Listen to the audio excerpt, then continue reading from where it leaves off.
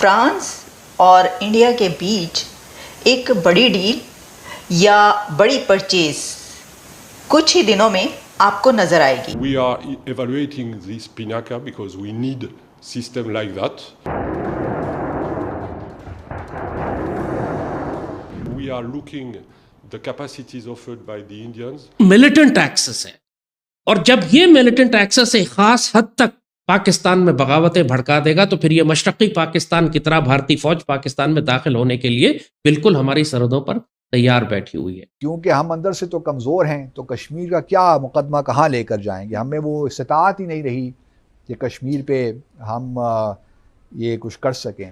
اگر آپ معاشی طور پر آزاد نہیں ہیں تو اچھی طرح سمجھ لیں کہ بہت جلدی پولیٹیکلی بھی آپ غلام ہوں گے، اور کچھ عرصے کے بعد آپ کی سرزمین پر بھی دشمن قبضہ کر. فرینچ بریگیڈیئر کی طرف سے یہ کہا گیا ہے کہ فرانس اس وقت یہ ایویلیویٹ کر رہا ہے کہ انڈیا کا پیناکا. مودی کے آنے سے کوئی فرق نہیں پڑتا، پاکستان کشمیر کے ساتھ کھڑا ہے اور کھڑا رہے گا. مجھے ایسا لگتا ہے کہ 370 جب تھا تو جس ہاتھ میں آج کاپی قلم اور کتاب اور ترنگا جھنڈا ہے نا، اسی بچوں کے ہاتھ میں تب جلا ہوا ٹائر اور پتھر ہوا کرتا تھا. وہ کہہ رہے ہیں کہ ہم یہ خریدنا چاہتے ہیں. اور India's Tata group and France Airbus have also signed an agreement to manufacture civilian helicopters together. ہماری حکومتیں اس برتن کی طرح ہیں جو صرف نیچے سے ہی نہیں لیک کرتا، وہ ٹاپ سے بھی لیک کرتا ہے. یہ ایسا بدنصیب پاکستان کی معیشت ایک ایسا برتن ہے. It has been ordered by Armenia. Armenia پہلے ہی ان کا آرڈر دے چکا ہے، تو آرمینیا اور کچھ اور کنٹریز ان کا پہلے ہی آرڈر دے چکے ہیں. اس کا مطلب ہے یہ ان کی ایک کامیاب میک ان انڈیا پروڈکٹ ہے. نمسکار دوستوں، ایک سمے تھا جب بھارت ہتھیار کے لیے کیول امپورٹس پر نربھر تھا، لیکن اب حالات تیزی سے بدل رہے ہیں اور بھارت ہتھیار نریاتک دیش کے روپ میں پہچان بنانے کی اور تیزی سے بڑھ رہا ہے. فرانس نے بھارت میں وکست کیے گئے پیناکا راکٹ سسٹم کو خریدنے میں رچی دکھائی ہے، وہیں ارمینیا پہلے ہی اسے خریدنے کے لیے آرڈر دے چکا ہے. دراصل بھارت کے دورے پر آئے فرانسیسی سینا کے سینئر بریگیڈیئر جنرل اسٹیفن ریچو نے میڈیا سے بات کرتے ہوئے کہا کہ ہم Pinaka multi barrel rocket launcher system کا ملیانکن کر رہے ہیں، کیونکہ ہمیں پیناکا جیسے سسٹم کی ضرورت ہے، اور دونوں دیش اچ تکنیک ساجھا کر رہے ہیں کیونکہ ہم مل کر اسکارپین کلاس جیسی اچ چھمتا والی پنڈبی بنا رہے ہیں. دونوں دیشوں کا سہیوگ ویاپارک ساجھیداری سے کہیں ادھک ہے. آتم نربھر بھارت یا رکشا چھیتر میں میک ان انڈیا کی سفلتا کا اس سے بہتر ادھارن شاید ہی ملے. پیناکا کو بھارت کے DRDO نے وکست کیا ہے. پیناکا راکٹ سسٹم کا نام بھگوان شیو کے دھنش کے نام پر رکھا گیا ہے. اس خبر کے سامنے آنے کے بعد پاکستانی میڈیا کافی چونک گئی ہے اور اس کا کہنا ہے کہ یورپین دیش کے اندر اب ناٹو دیش بھی بھارت سے ہتھیار خرید رہے ہیں اور بھارت دنیا میں اپنے ہتھیاروں کو بیچ کر سپر پاور بن رہا ہے. آئیے اسی ٹاپک پر جانتے ہیں پاکستان کی میڈیا کا اس پر کیا کہنا ہے. اگر آپ کو ویڈیو پسند ہے تو لائک کریں، شیئر کریں اور اس چینل کو سبسکرائب کریں. یہ جو پیناکا MK1 is a free flight artillery rocket area bombardment system with a range of 38 kilometers, quick reaction time and a high rate of fire. A single Pinaka system fires 12 rockets from a multi-barrel launcher in 144 seconds while a battery can fire 72 rockets. Anyways, اس کی تو بہت ساری details ہیں، میرا خیال ہے کہ یہ تو ہماری اس میں ایکسپرٹیز نہیں ہے. اچھا، اب اس میں کہا جا رہا ہے کہ in what could be a major success for the Make in India scheme in the defense sector, a top French army officer said that they were evaluating the Indian Pinaka multi-barrel rocket launcher system for their requirements.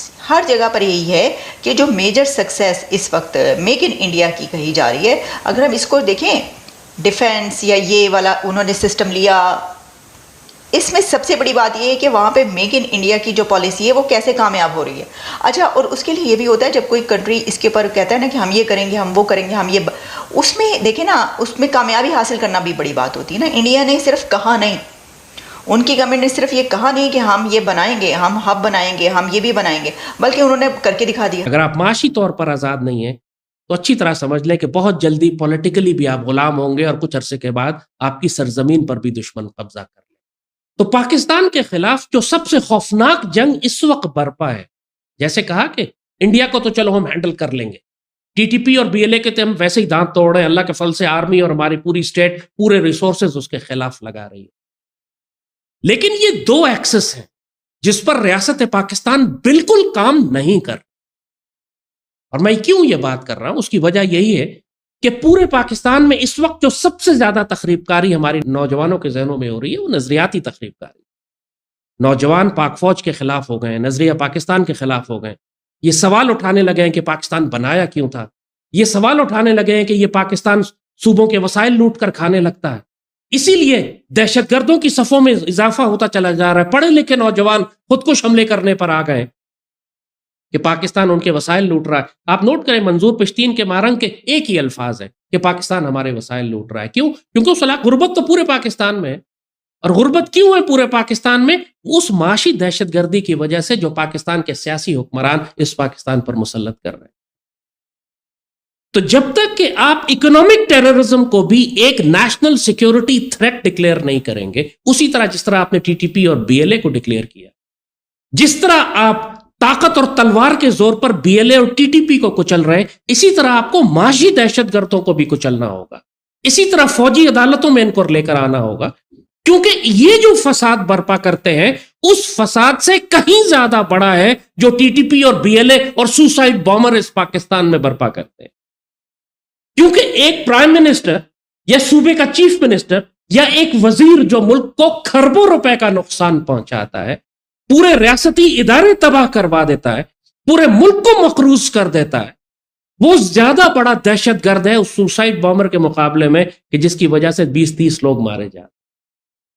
یعنی آپ کو ہم صرف مثالیں دیتے اور اس کے اوپر ہم مزید پروگرام کریں گے، آپ کو سٹیٹسٹکس، فیکٹس اینڈ فگرز بتائیں گے. ابھی صرف جنرلی ہم آپ کو آؤٹ لائن دے رہے ہیں کہ پاکستان کو کیا کرنا ہے اپنے آپ کو اس معاشی دہشت گردی سے نکالنے کی. پاکستان کی ریاست اور خاص طور پر مسلح افواج کو یہ بات سمجھنی ہوگی کہ اگر آپ نے معاشی دہشت گردوں کو سولی نہ چڑھایا، اگر آپ نے ان کے ساتھ وہی سلوک نہ کیا جو آپ ٹی ٹی پی اور بی ایل اے کے دہشت گردوں کے ساتھ کرتے ہیں، اگر آپ نے اللہ کا حکم نافذ نہ کیا ان معاشی دہشت گردوں کے اوپر، تو پھر آپ چاہے کتنی بڑی ایٹمی طاقت کیوں نہ بن جائیں سوویت یونین کی طرح، یا کتنی بڑی وسیع امپائر نہ بن جائیں خلافت عثمانیہ کی طرح، آپ کے لیے ناممکن ہو جائے گا اس پاک سرزمین کی سیاست اور اس کے جغرافیے کا دفاع کرنا. یہ بھارت جو اکھنڈ بھارت بنانے کے لیے اس پاکستان پر قبضہ کرنا چاہتا ہے، اس سے پہلے ان کو پاکستان کو ایک بالکل مفلوق الحال، ایک غریب ریاست بنانا ہے کہ جو اپنی تنخواہیں بھی ادا نہ کر سکے، جو اپنے میڈیکل بلز کلیئر نہ کر سکے، جو اپنے لوگوں کو آٹا اور چاول نہ کھلا سکے، جو اپنے بنیادی فیول اور پیٹرول اور تنخواہیں اور صحت کا خرچہ بھی نہ اٹھا سکے. اور ایکچولی اب یہ ریاست پاکستان کو اس مقام پر لے آئے ہیں کہ بغیر قرض کے یہ حکومت اب ایک دن نہیں چل سکتی.